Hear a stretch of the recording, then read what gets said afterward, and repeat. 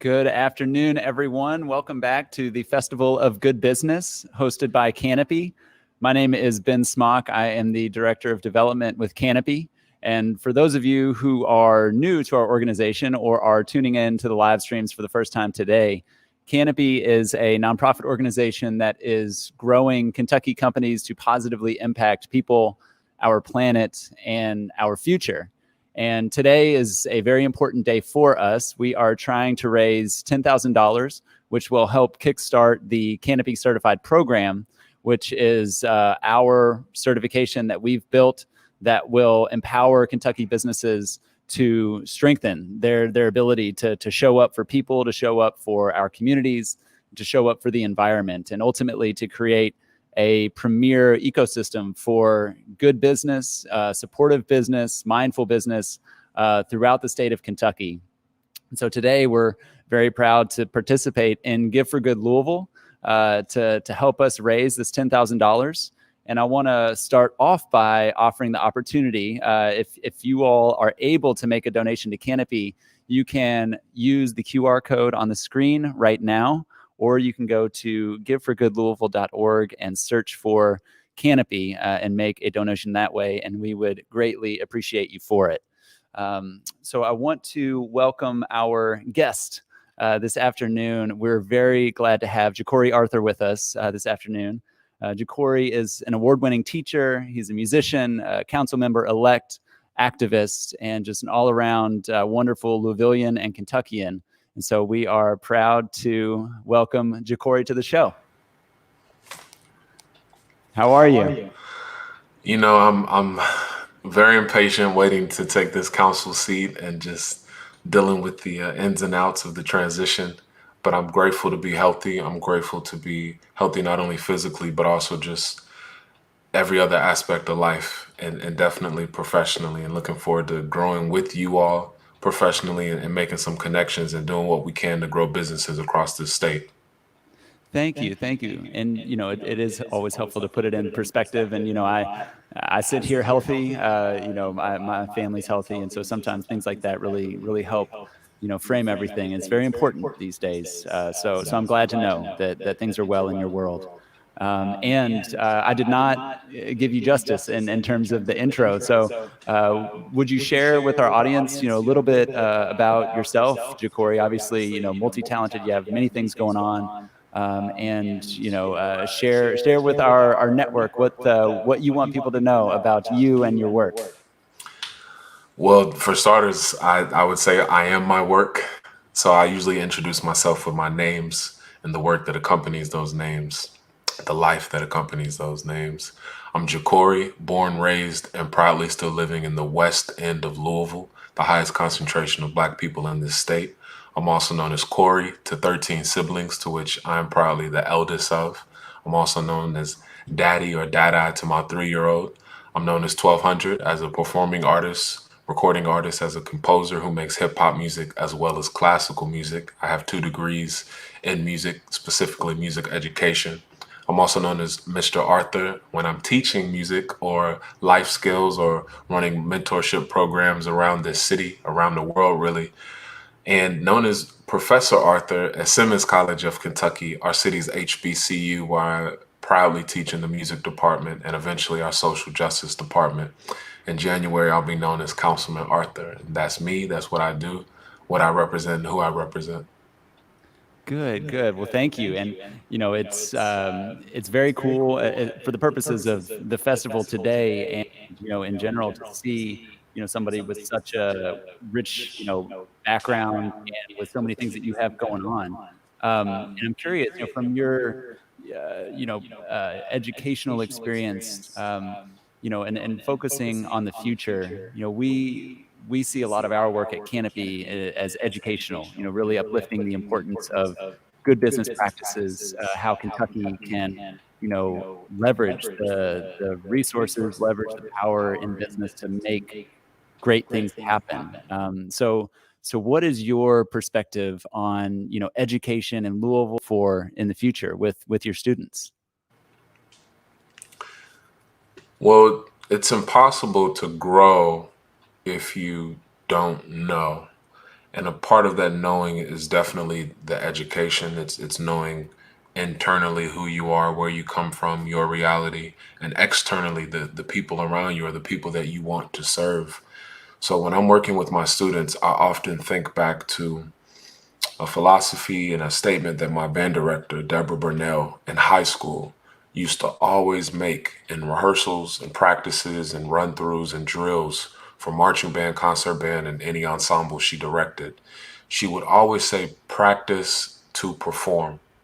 So when I'm working with my students, whether that's college age students, seniors to down to freshmen or kindergartens, or even the seniors that I might work with outside of that, literal boomers, 60-year-old plus, I'm always telling them the same: practice to perform. And that means if you want to graduate from Simmons College of Kentucky and be a composer, when you're in private lessons with me or when you're in class with me, we're going to be working on composition. What you perform at your seminar will be one of your own compositions or rearranging someone else's, and understanding the ins and outs of the career that you want to go into, and making sure that you're practicing it while you're in college. It's very important to keep it practical, but also keep it real world, and keep it moving forward, keep it progressive in terms of what you're doing now that's going to help you in the future. So I know when I was in college, I went outside of my way to make sure I was in classrooms, teaching camps, workshops, clinics, any free time I had. And that meant I had no free time, but that's okay because it put me in a position to graduate with my master's on a Sunday in the spring and start my first full-time teaching job the next day on that Monday. The experience is incredibly important. So every time I'm working with my students, kindergarten on up, we're always practicing to perform, and we're always performing and making sure we're anchoring that in what we want to be when we grow up, just to put it as simple as possible. Absolutely. That makes great sense, and I appreciate you sharing that with us. Wanna also talk about your activism and the important work that you're doing in promoting racial justice, and especially, from Canopy's perspective, how this shows up in the business sector. So, what do you see as how the business sector can really work towards equality and equitable outcomes in Louisville and throughout Kentucky? Well, when I think of good business, I think of doing business, because oftentimes when we think of racial justice from the corporate sector, from the business sector, we think of charitable giving. And the charitable giving is important, but it's also fleeting. It's temporary, and in many cases it's just a band-aid or a pacifier. We need to think long term, and we need to think less about dropping a couple of nickels and dimes here and there, and more about making those nickels and dimes together. I don't want someone to look at 1200 LLC, my private company that does composition work, event production work, and performance work. I don't want you to look at my business and think about making a donation to my business. I want you to look at my business as a partner in a long-term project, or as a client in something. We can't look at ourselves simply as charity and consumers. We need to think of ourselves as people who are makers and owners, in the same right that the business community has plenty of people who are makers and owners.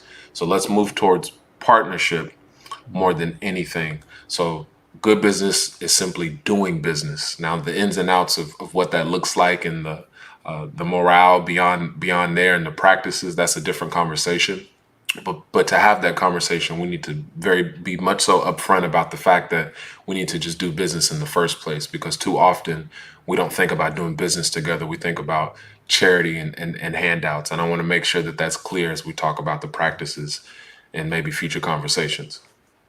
Absolutely. That makes great sense, Jecorey. I think you're absolutely right. Just philanthropy is important, but it's not sufficient as it really pertains to moving the needle in regards to racial justice. And I think, you've said it very well. And I know that this is part of Canopy's work, right? This is part of what we focus on, really providing roadmap towards intentionality and concrete steps that can be taken, from the business perspective, and really, working towards partnerships, working towards collaboratives, because that's what this is. That's the purpose of today, really highlighting collaboration and creativity and good business practices that goes beyond philanthropy. Today, Give for Good, it's about donating, for sure, but it's also about much more than that. So thank you for that answer.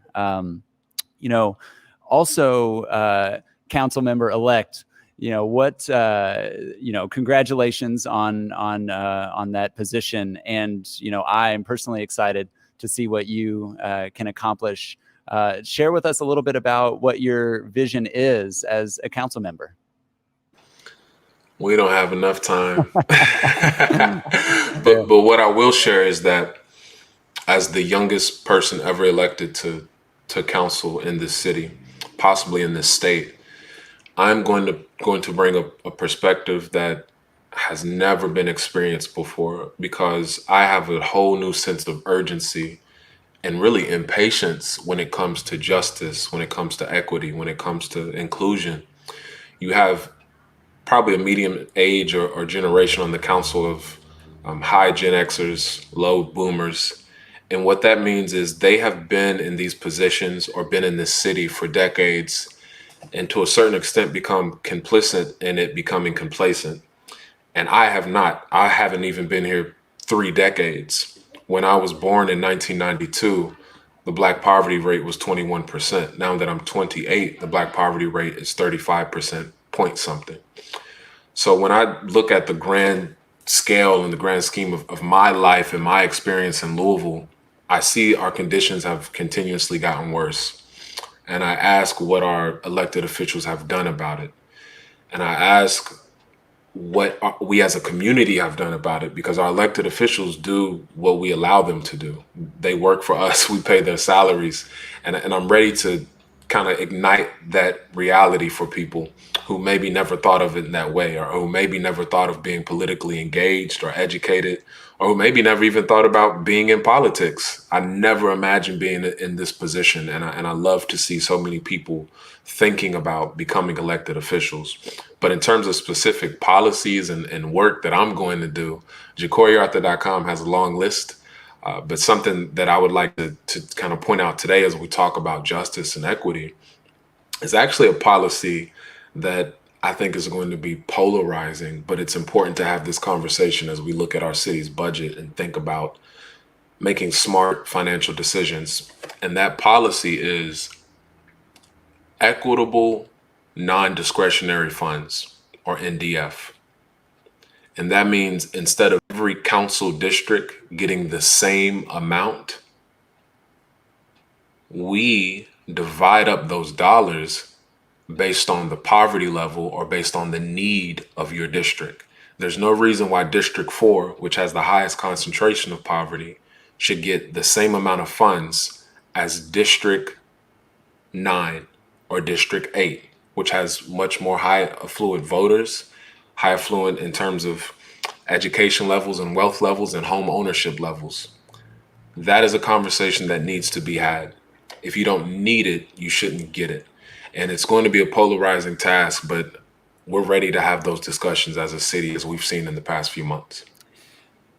I think that is really important, Jecorey, from the possibility and the likelihood to your point about it being polarizing. I think that is clearly not something we can avoid. It's incredibly important to consider these equitable approaches to, how we,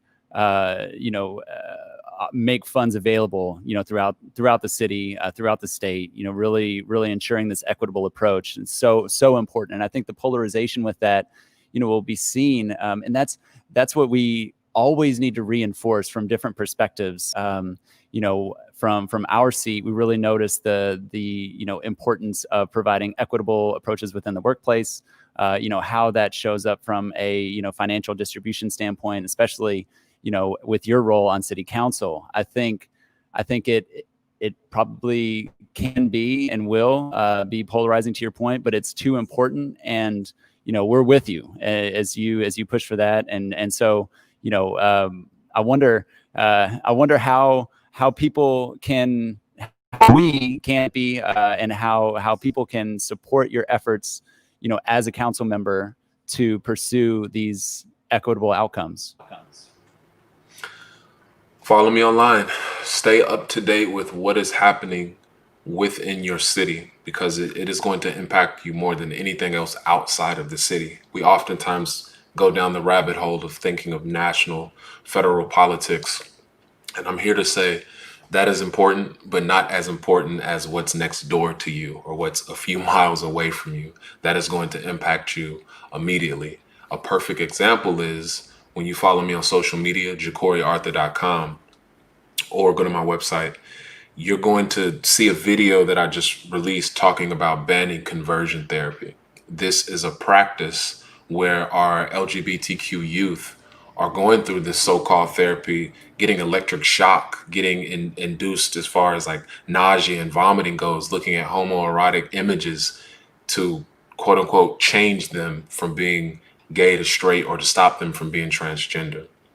And our Metro Council is voting on that tonight. And the average person might not know about that if you're not politically engaged. The average person might not know that Covington, Kentucky is the only city in our state to ban it. But we also have 20 states and 79 cities across the country that have banned it. And Louisville needs to catch up because our youth deserve to live and also be and be with whom they love.